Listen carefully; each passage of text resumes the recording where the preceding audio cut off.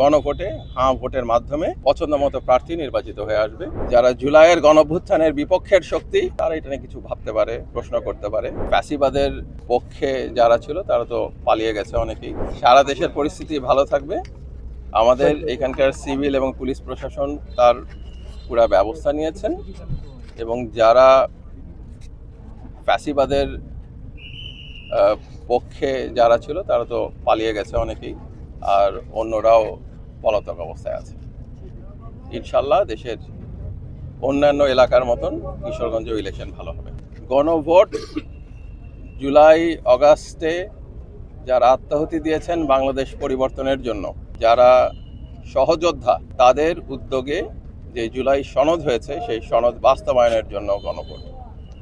যারা জুলাইয়ের গণঅভ্যুত্থানের বিপক্ষের শক্তি, তারা এটা নিয়ে কিছু ভাবতে পারে, প্রশ্ন করতে পারে।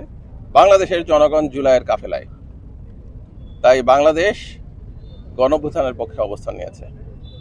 গণঅভ্যুত্থানে ভোট দিয়ে সেই অবস্থান পরিষ্কার করবে। গণঅভ্যুত্থানের সরকার জুলাই সনদ প্রণয়ন করেছে সংগ্রামী ছাত্র জনতার সহযোগিতায়। এই সনদ বাস্তবায়নের দায়িত্ব সংগ্রামী ছাত্র জনতাকে সঙ্গে নিয়ে এই গণঅভ্যুত্থানের সরকার কাজ করছে, এবং এটাই করবে ইনশাল্লাহ। 12 তারিখে গণভোটে ভোটের মাধ্যমে সেই জুলাই সনদের পক্ষে সমর্থন ব্যক্ত হবে, এবং স্থানীয় পর্যায়ে বিভিন্ন কনস্টিটিউয়েন্সিতে পছন্দমতো প্রার্থী নির্বাচিত হয়ে আসবে এই পার্লামেন্টারি নির্বাচনে। বাংলাদেশের মানুষ যথেষ্ট বুদ্ধিমান। বাংলাদেশের মানুষ ইতিহাস রচনা করেছে।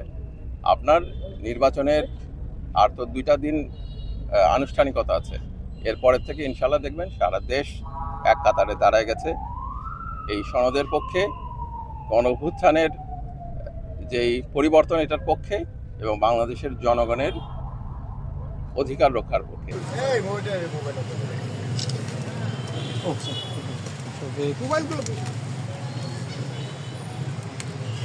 হায় আল্লাহ, যারা অসুস্থ হয়ে পঙ্গুত্ব বরণ করেন না ফাতাওয়াফাহু আলাল ঈমান।